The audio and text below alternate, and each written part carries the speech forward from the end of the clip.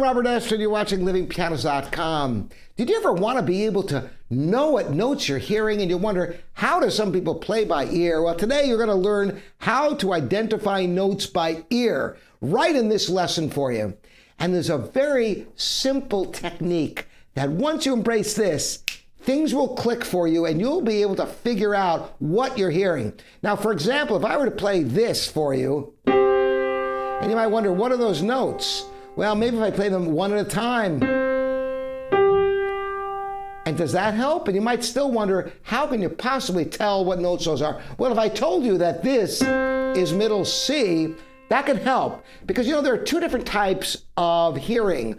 And one is called perfect pitch, and the other one is called relative pitch.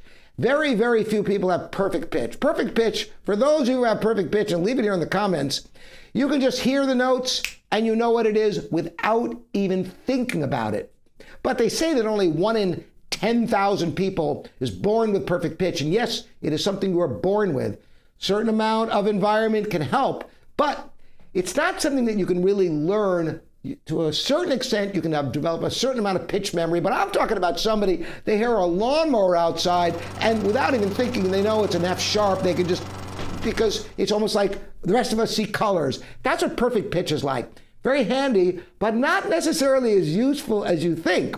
But relative pitch is great because once you hear one note and you know this is C, you should be able to figure out the next notes. More than that, with relative pitch, with relative ear, you understand the structure of the music, which is far more valuable than just knowing the name of the note.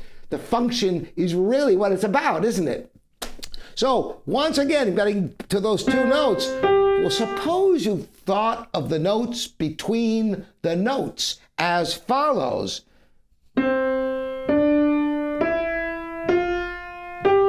And there you can hear the perfect fifth because you hear the notes between the notes. And the way to train yourself to do this is by singing. You sing the notes and it enables you to identify the scale degrees between them.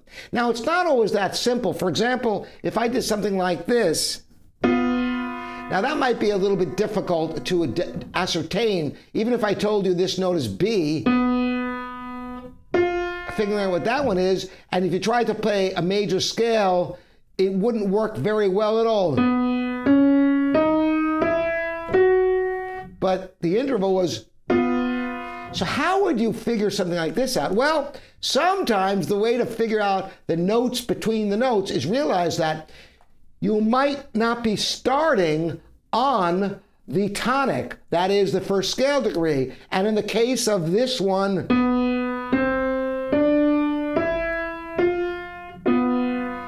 that is a much more conducive way of figuring out the top note rather than playing a B major scale.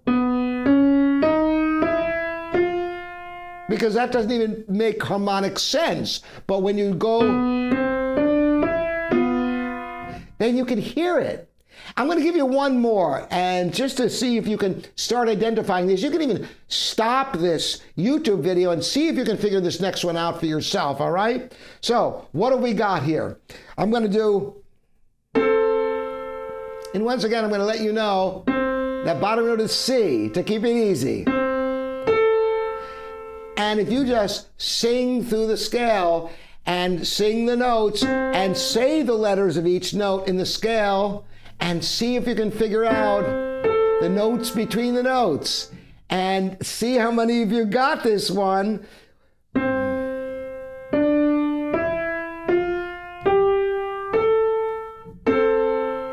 And this is the way to figure out what you're hearing. Listen for the notes between the notes. You can do the same thing with chords. If you have a major chord, for example, and you hear this, you might not know what the notes are until, once again, you break it down.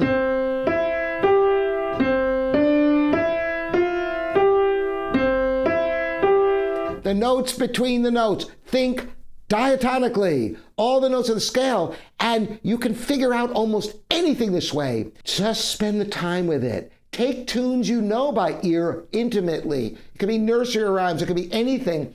And then try to think the notes between the notes and see how far you get with this. And I guarantee you, if you spend just 10 minutes with this a day, it will change the way you hear music permanently, and you'll continue to grow how much you can play by ear and how much you can know what notes you're hearing.